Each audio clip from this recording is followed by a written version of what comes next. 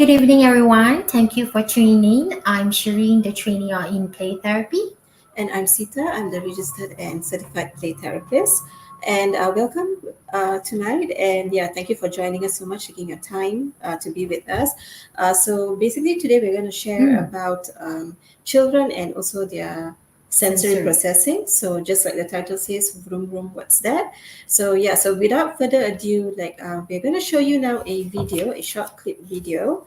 And in this video, we would like you to notice what is the child doing, and notice what is trying to communicate in there. To look at the facial expression of the child, and yeah, and you can even put your feedback in the comment area. Yeah, Yes. yeah. So we will just show you this video right now, Mhm. and yeah, please do watch it.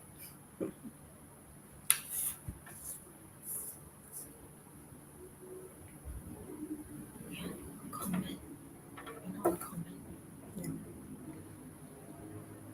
Okay. That's a quite a short one. Well, yeah, exactly. Yes. Yeah, but anyhow, I mean, like what we saw there, maybe some of y'all have, Mhm. watched it, caught it, or some of y'all didn't. It's fine. Mhm. But Shireen, would you like to share what is your thoughts on that video? Right. So from the video, we can see that the baby is looking up and as though like he's searching for something, and that kind of indicates toward that the baby is curious, right? So naturally, we are all just a curious being. What's more, a child, and this is because children experience the world through their body. This is the foundations of a lot of their experiences through their body, and also becomes the basis for their learning, and also the foundation to all their feelings as well. Ah, Okay. okay. Mm. Yeah. So yeah, so you can see here. Sorry, I was slightly a bit slow earlier, but maybe I'll just repeat myself again. So as I mentioned earlier, we are all just naturally curious beings. So, and what's more, kids, right? Because they experience the world through their body, and if I mean, the experiences in their world is basically the foundations to Mm-hmm. their learning, and also basis for the emotions as well. So, and you might be wonder, like, how do they learn through their body?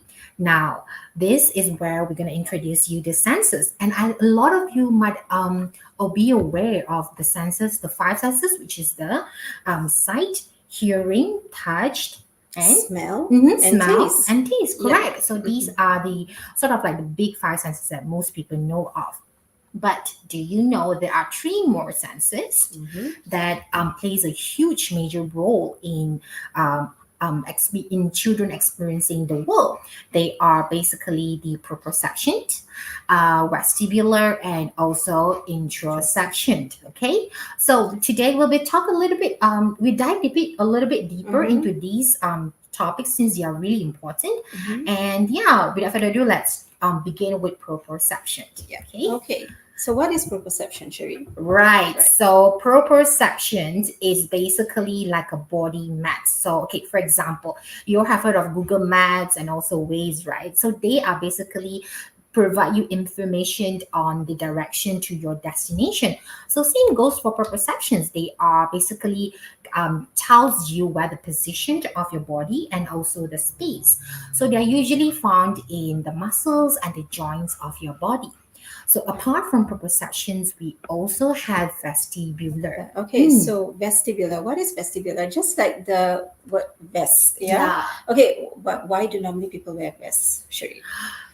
So that people recognize them because they are glowing, because they are bright in color. So basically, it's on the movement and being noticed and being in Yeah. a balance, right? So vestibular is about that. It aids in balance and movement, yeah? And the receptor of it, it comes from the inner ear. Okay, and with that, it works closely with the visual sense. So basically, all these two senses that we spoke about, proprioception Perceptions and and vestibular, vestibular.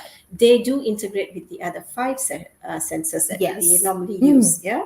All right, and and then we look at interoception. Okay, so interoception. Look at the word in. So basically, it's about our inner internal organs and Organs. the internal part of the body.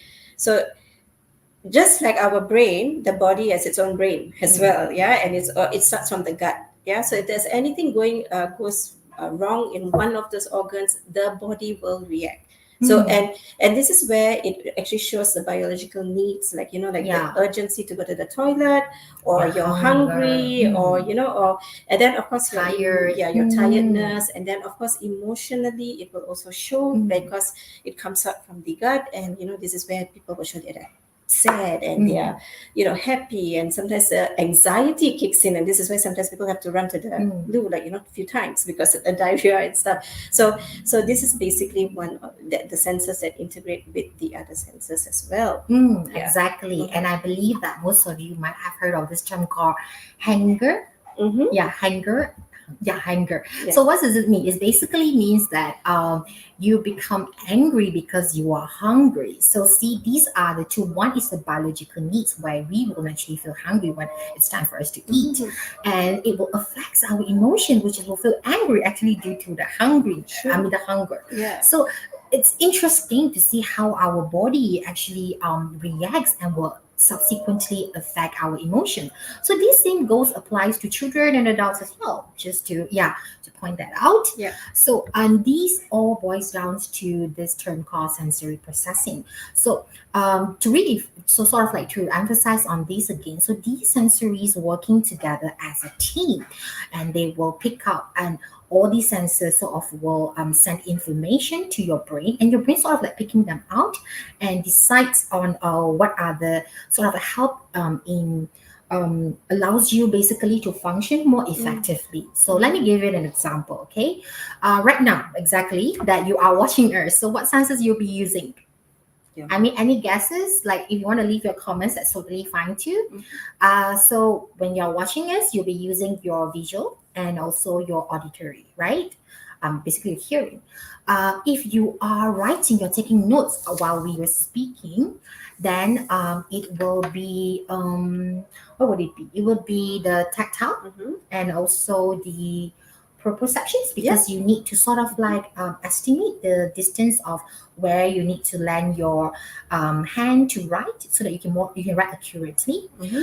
And let's say if you are having your dinner right now, if you're having a dinner late, so what senses that will intrigue? That will be your taste. Yeah, that will be your taste And and your smell, smell. the good food Exactly. that you're eating, the smell. Yeah. Yes, Yeah. exactly. Mm-hmm. So it will sort of like stimulate your taste and also your smell. So and see how these senses actually work together and in just one setting. To show you that they are processing and working together at the same time. So it allows you to carry out your activity more efficiently and accurately. Mm. Yes, so true. Well said. It works as a team. Yeah. Yes, it really works Mm-hmm. as a team. Mm-hmm. However, unfortunately, not every child can get to use these sort of like exercise these senses very Mm-hmm. Yeah, effectively that's yeah. due to various reasons. And one of these unique population is our children with cancer.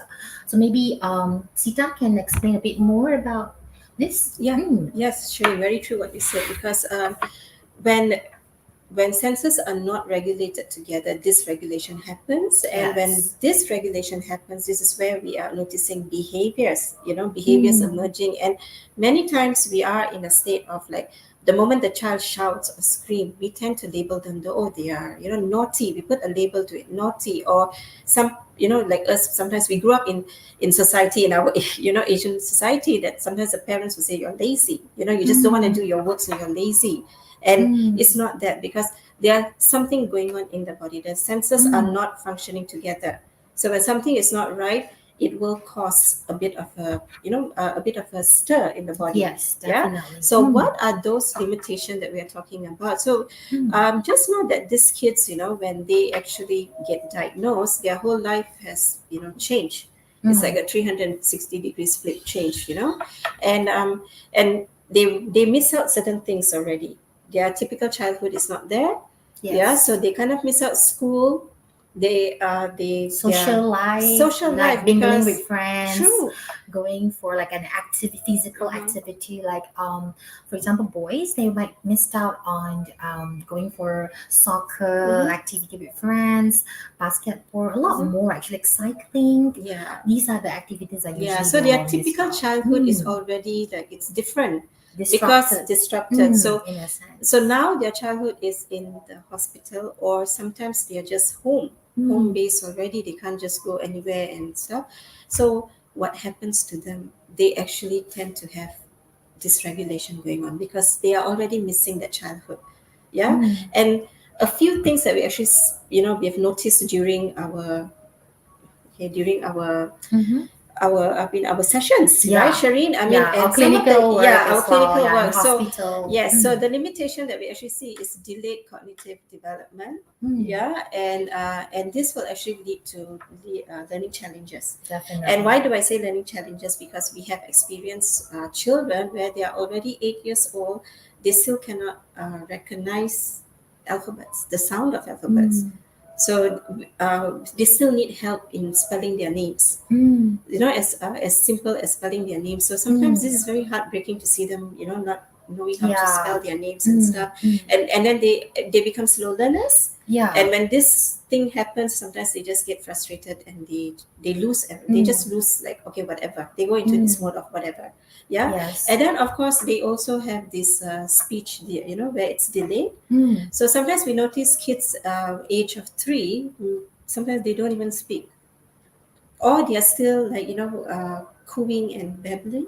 Yeah. Yeah, so it's also, and the parents also, they are also, it's painful to see when Mm. at the right age, the Mm. development age is not taking place. Mm. Yeah. Mm.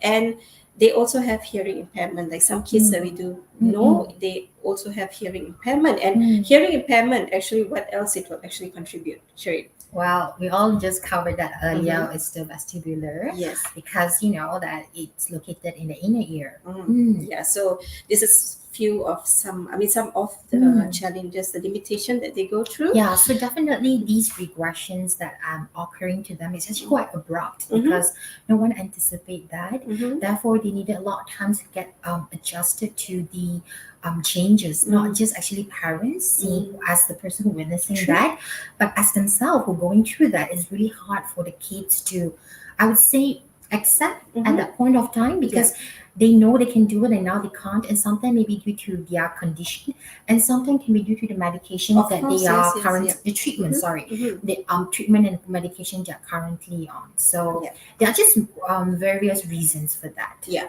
Mm. And the next limitation, if you see, is endocrine impairment, which is Mm. also affecting the internal part of the body, which is also Mm. one of the senses.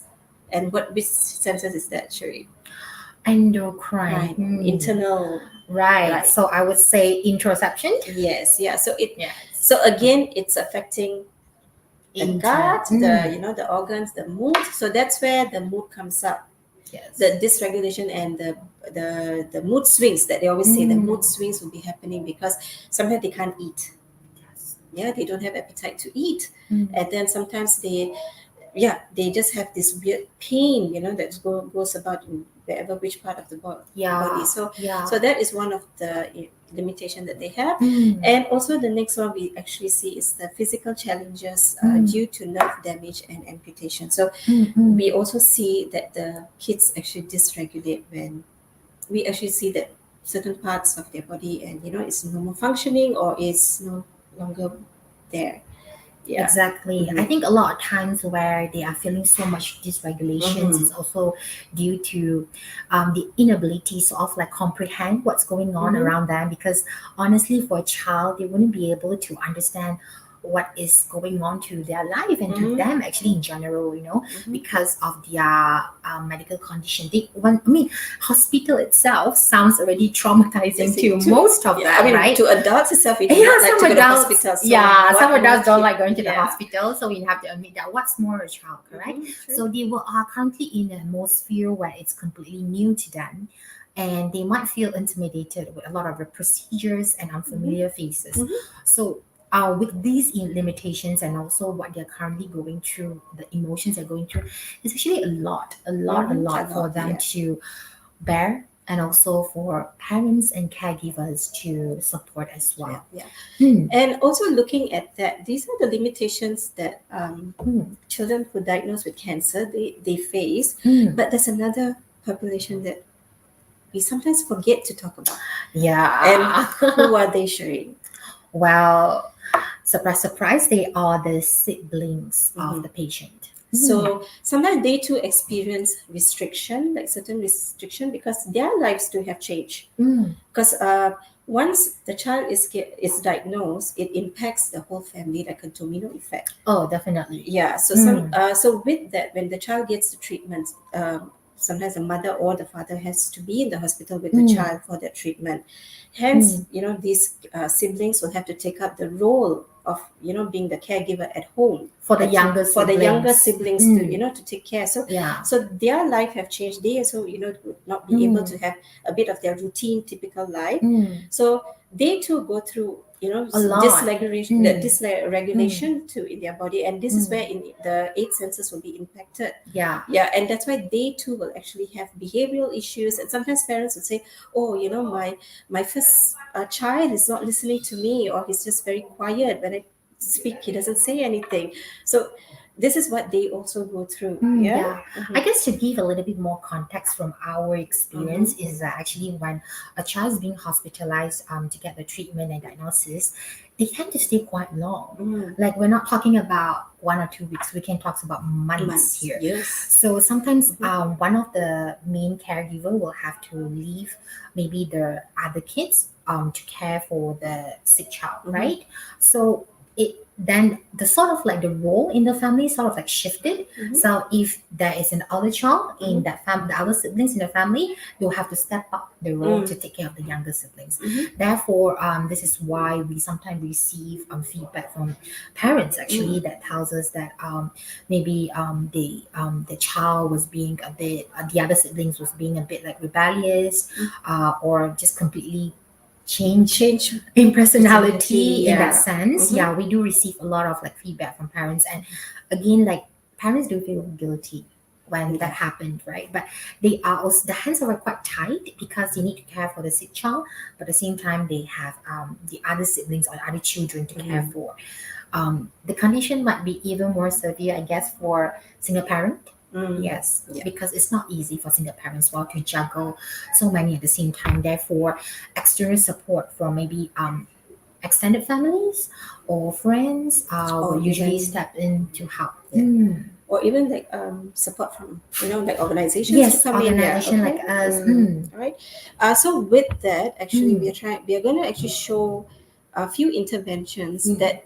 that is quite affordable, and you don't have to get a lot of things actually to it, Mm. and even this can be done together with the parents, Yes. and it can also create the bond with the parents. Yeah. Mm. Uh, okay.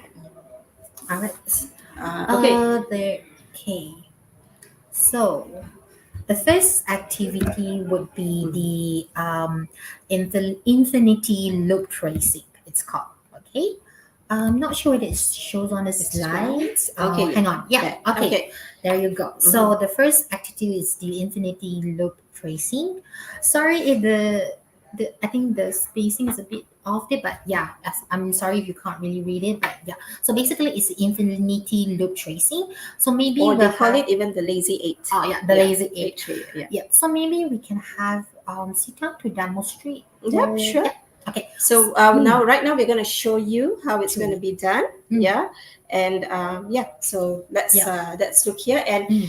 please observe the facial and the eye movement. Yes. Do not So look at any other part, and of course the finger. Okay. okay. Yeah. All right. So basically, what you need to do first is okay. Now Sita is as a child, and I'll be the mom, or yeah. Hello. Yeah. So okay, basically, what you need to tell the child is to extend the arm straight right in front of him or her.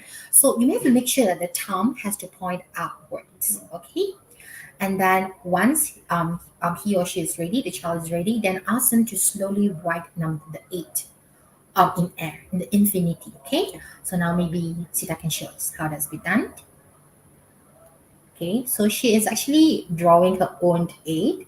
Okay, I'll give you guys some time to look at the pattern that she's doing right now. Okay, Again, I would like you all to focus on her eyes. Okay.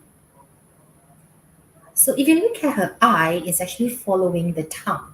So in this activity, it sort of helps to incorporate the different senses, such as the visual senses and also the proprioception. So she needs to move herself, right, a few times.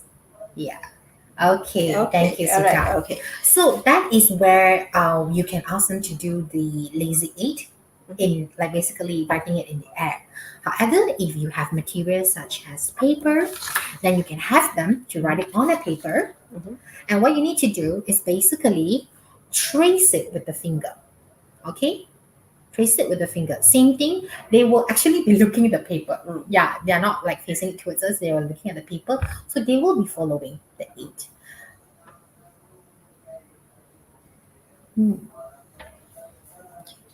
Yep. So basically, that is that. The Okay, activity. so this activity can be done anywhere. Actually, it can be done even when you're traveling, or or in the even in the hospital, or and you don't need to have materials. Yeah, even in air you can draw. And just now when we actually said one of the steps is to raise the hand straight, Extend right? your hand straight. Straight, Yeah. yeah. Um, it's fine if the child doesn't do it straight. Okay, so even if they do it a bit bent, because sometimes they just can't stretch your hand out very straight. So even if they do it a bit bent in this way, if you can That's actually fine. see, then it's fine because this way. So even if it's bent like this, it's not straight like that. Yeah, you see, it's straight, it'll be like this, but now it's going to be this way, bent. It's fine because eventually, maybe slowly, it will come out a bit. In a way, this way. Yeah, and if you just say they are not comfortable to use the thumb, you can actually use your forefinger, or you can even use your hand, just moving like an airplane. Yeah, so they can actually do this and goes into a mode, and it's actually very calming as well if you actually do it in a very, rhythmic and a very, smooth way of doing. Yes, so it actually helps the child. Yeah, so don't force the child to. No, you need to straighten your hand. Don't do that. Yeah. Okay. Yeah. All right. Exactly. So So just remember that this activity is not about goal oriented. They have to complete this task. They have to follow a certain way of doing things. No, you can modify it based on their child's capability and also the condition. Because again, the activity is child oriented, child focused, and it's give you a way to sort of like exercise these senses that we mentioned about the visual, the vestibular senses, and also the perception as well. And strengthening it as well. Yeah. okay. So yeah. So So look what at the are the benefits. benefits of this infinity loop tracing or the lazy eight tracing? Okay, basically it's exercising two sides of the brain to communicate, and that's where it activates the vestibular system, where it's balanced, because when they raise your hand, it's balancing, and also it strengthens it and it improves the balance. Yeah. Okay, so the next, is there anything Moving. else? Do you want to talk about? Yep. So Yeah. we'll maybe introduce the second Okay. intervention that we have prepared. It's the seated clapping game. All right. Sounds quite easy, huh? Yeah. I mean, it's quite self-explanatory. I mean, looking at the title itself, but I think to be sort of like to that the audience understand better, I think we better demonstrate it. Yes, yeah. Okay, so we are going to now show you how it's going to be done. Yes. Yeah. So most importantly, Okay. that you have to face each other, Other. right? So, yeah. However, I noticed that because we're sitting down right now, you couldn't see our lower body. I think that's more important. So we will be standing now instead, Yeah. okay, to show you how it is being done. Okay. Okay. So, so this is the lower body. So this is our top, okay, basically. So what we're going to do is that we're going to do perform an action of the clapping, a series of clapping, and also with some rhythm. Okay, you can introduce any rhythm as you want. Okay, so okay, let's start. Okay, one, two. I'm not ready yet. Yeah. She's not ready yet. Okay, let's try that Okay, again. yeah, one. Okay, one, two, three, four. One, two, three, four. One, two, three, four. One, two, three, four. One, two. Okay. Okay. So if you notice, there was no sync in that. Right? Okay, so it's fine. It is fine. It doesn't matter. Yeah. This takes time to practice. So just go on slow with the child. Yes. Yeah. Okay. So just go on slow with the child, and it's fine for the child to pick it up in a bit slower manner. So we will start. We will show you again. Yeah. Okay. All right. Okay. That's Okay, maybe you can start slower to Mhm. prompt the child to get Mhm. comfortable with it, especially when this is your first time trying this yes. game. Yeah. Okay. Okay. All right. Ready? One, One. 2, 3, 4. 1, 2, 3, 4. 1, 2, 3, 4. 1, 2, 3, 4. 1, 2, 3, 4. 1, 2, 3, 4. So as the child's getting more familiar with the rhythm already, you can fasten it. You can increase the speed. It becomes a game that both of you enjoy. Or even better, because I was just repeating 1, 2, 3, 4 as a rhythm. And you can always introduce songs or rhymes that the child enjoys, Then this will become a parent-child activity Yes. that can help you all to bond, right? So this basically So it. that's So that is one of it. So yeah, like we said, just go slow, learn together, and it creates a bond because you are actually giving eye contact with the child, and the child is giving you eye Yes. contact. It becomes after that a giggling and a laughing time, and you see, and you don't have to get anything. There's nothing to buy. Yes. There's nothing to just maybe music you want to put on and just follow and just have Yes. that non-verbal communication to it is fine. Yeah. And you can do it anywhere Where- at any time. anytime, So let's yes. say if your child is currently in the hospital and perhaps he's or she's sitting down, you can just do it, on air like that. Yeah. It could be something easy as maybe one. Yeah. Okay. One, One, 2, 3. You can just repeat this. It can start off with something simple first. If the child has been in the hospital for a very long time, it can start off this way. Or it can start off with, like those of us used to play last time. So we can also do this kind of things that helps to do with the rhythm. Yeah. Especially when when they being first diagnosed cases, it's very hard for them to open up, speak to the parents about how they feel inside. I guess this is a good ice breaking game, I would say, to engage a child and to break the ice. That was and I guess it's good warm up, for both child and also the parent, because all senses are happening there. If you look at it, because from your sound to your visual to touch, everything is happening there. And then even smell, because the mom or what will have some special scent, like their perfume or whatever, perfume, or the lotion. father, so everything will be happening, and the familiarity is there. So the child will feel already safe, and the regulation and the co-regulation from the parent also will be happening. Right. So, Sika, what's co-regulation? That sounds new to most of our viewers here. Okay, just like a child, when the child is going through this regulation, and especially in moments like this, parents too also, they are going through this regulation, which means their 8 senses also are not in a way functioning. Because they're overwhelmed. So it's like, everything is like just bouncing off each other. So they're not like interlocking with each other to work. So when this is happening, the child actually is also receiving that from the mom. They're like opposing each other. They can't receive each other. It's more like bouncing off each other. So it becomes this way.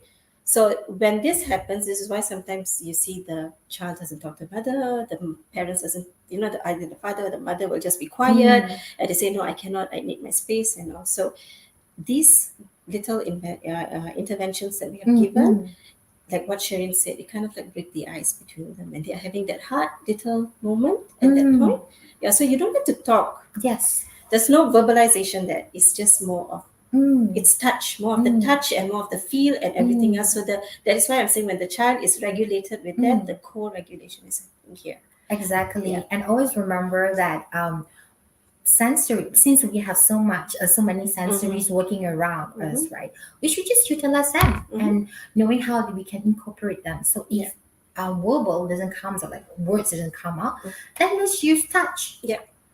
Right. Especially I think children, they are very comfortable with touch. Imagine when you first, baby who are crying, overreact, they are crying because they're overwhelmed, because they're stressed. The moment parents carry the baby, it gives them a sense of security, calm. Again, that's touch. So let's go back a little to the step one, which is engaging the sense of touch, the tactile. and the that will allows them to be more comfortable and recognize that space, and then yeah, let's move on from there. There, yeah. Okay. So basically, the benefits. I think we have spoken a lot on the benefits Yeah. actually with this. Yeah. Yes. So it really improves the visual spatial function and integrates them with other functions as well. So basically, this is a summary of what we spoke. Yeah.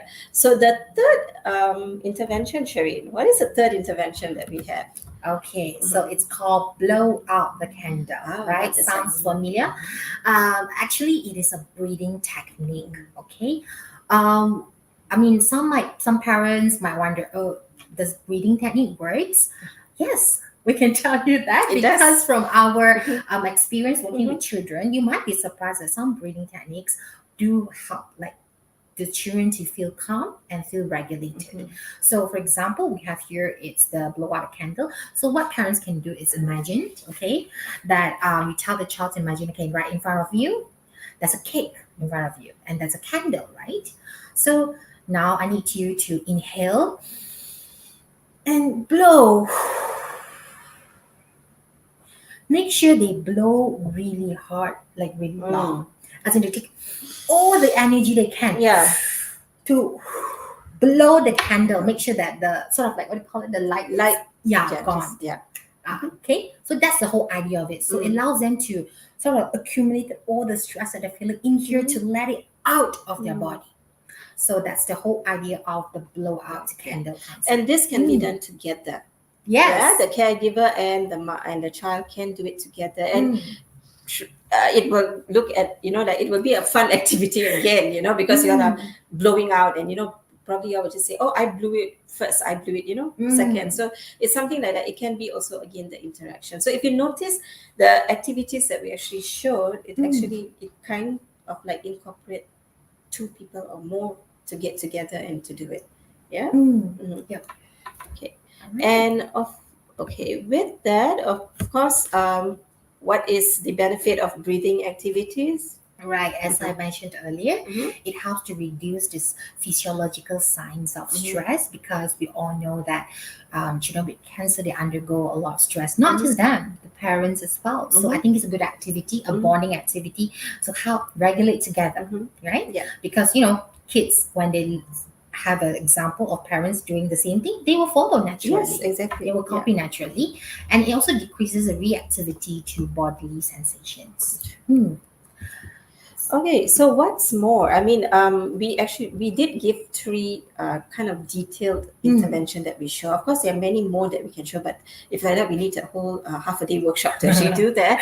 But what other more activities that you can do actually with your kids at home? Of course, the most famous and is your drawing and painting. Yeah. So it's a drawing and painting. Okay, and how that is helping them is because when you can actually see the intensity when they are using colors and when they paint or they color a picture.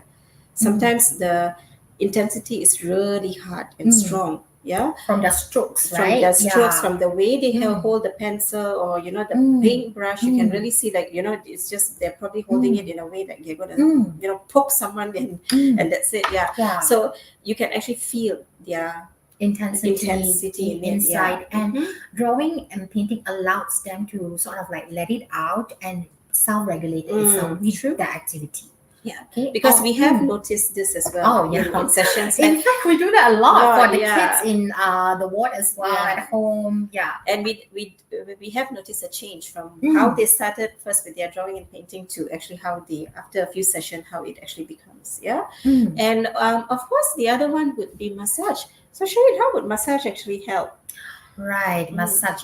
Okay, so I think a lot of adults here might also be interested in a massage. Why? Because it gives you a sense of relaxation, and you're more calm in that way. And a certain pressure in a certain parts of the body would actually give you a sense of release of certain pain and stuff. So same for children as well. So what you can do is just maybe take a ball, I would say a small ball, and you just have to roll it on their body, just like what the picture shows in the baby that you can roll. So you can just roll them, ask them like, how does it feel? Is it too intense, and they can tell you naturally how do they feel. Mm. Mm. Yep.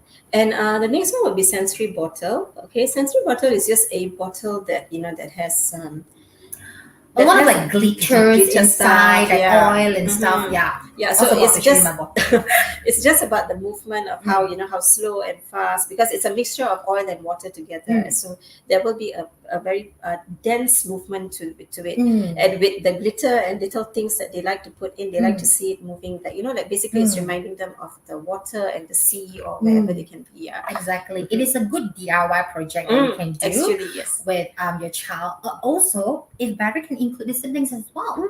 Yeah, you can do it as a family activity, I Sure. guess. Yeah, you just have to Yeah. prepare some materials, Mhm. water, most importantly, and the oil, and Mhm. maybe a plastic bottle, Yeah. and some few materials that they like glitters, pom poms, or anything. Yeah. Mm. Yeah.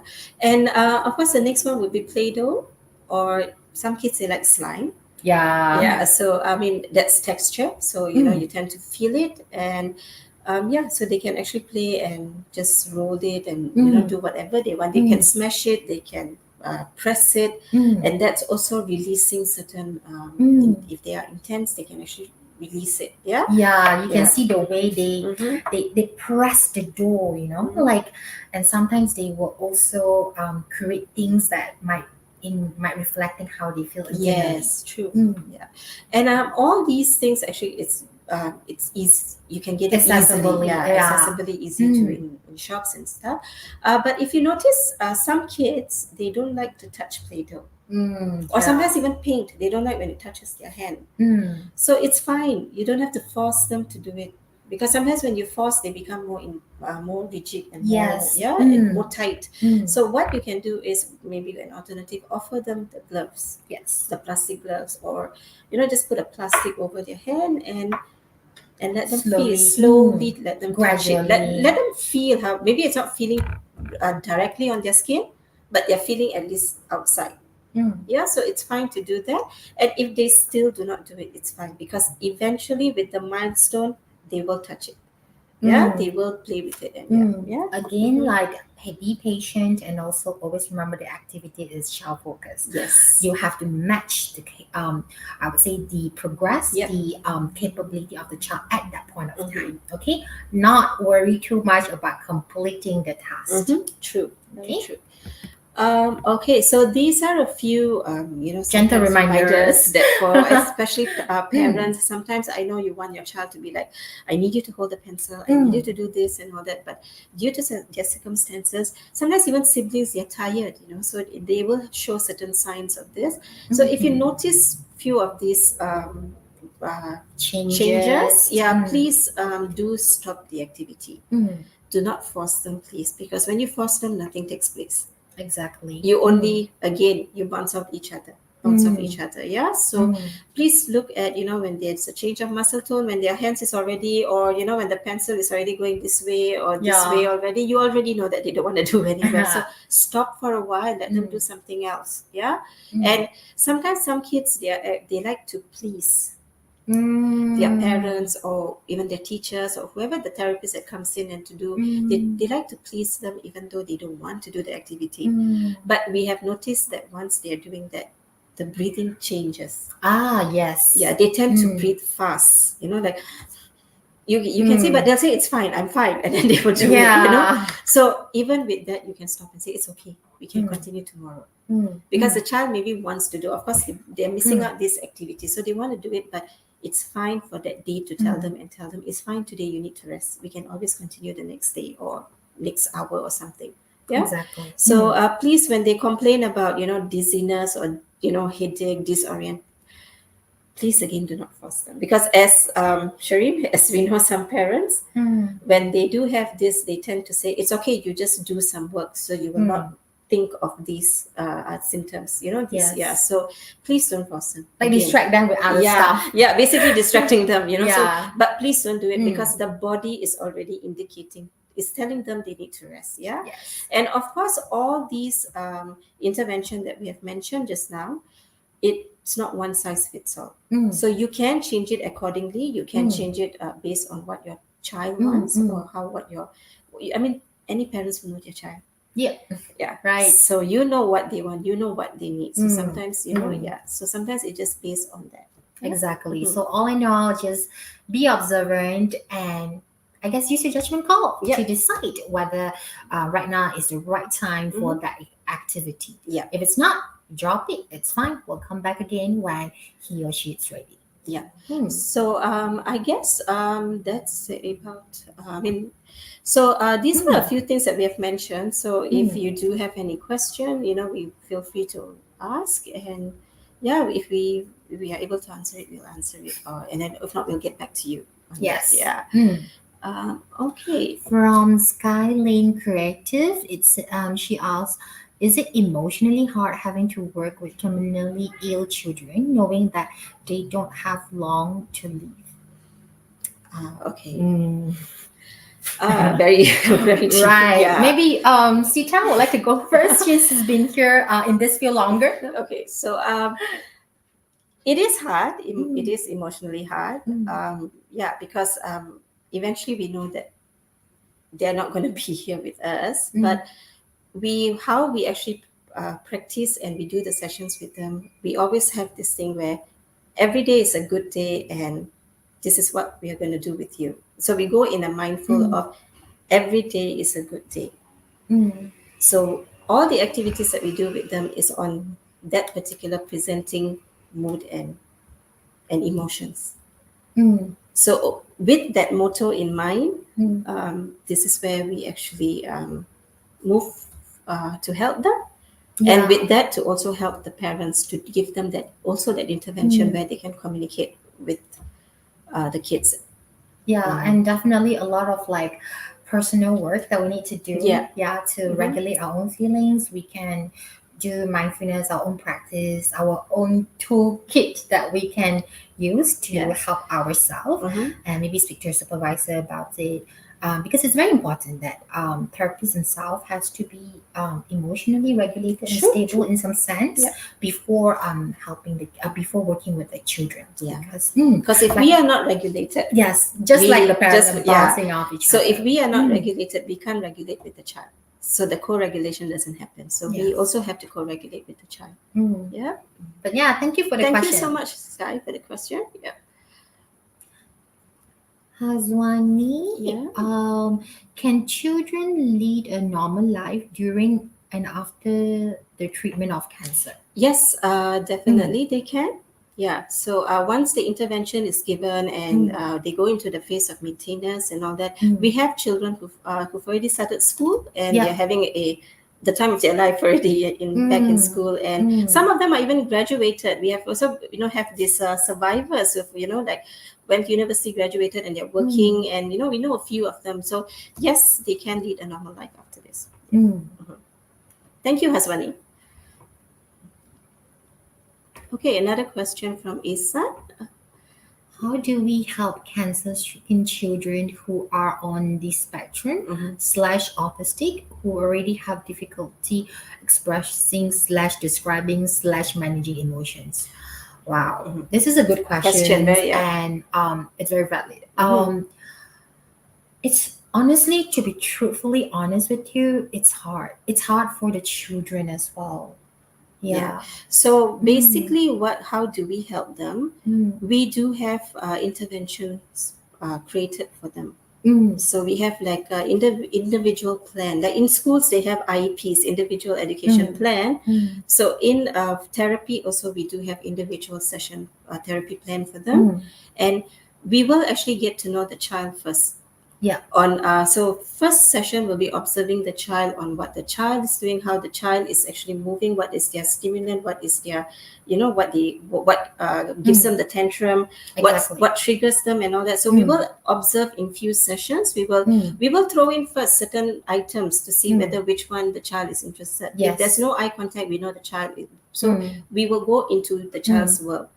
Yeah. And it's very important to also be aware that every children with autism, they might they might have different symptoms, and also Mhm. they might react differently, and we have to take into consideration as well their personality as well, right? Yeah. So there are a few elements that in combinations working Mm. together. So we do look at the different aspect of this, Yeah. and we examine first, observe, like Sita said, observe, we examine, and then also take notice of what they like, Mm. so we can incorporate it in, so they can help them more Yeah. effectively in that So way. basically, it's Mm, first observation, and then to know what their senses mm, is how their eight senses integrate, because mm, it's sensory processing as well, mm.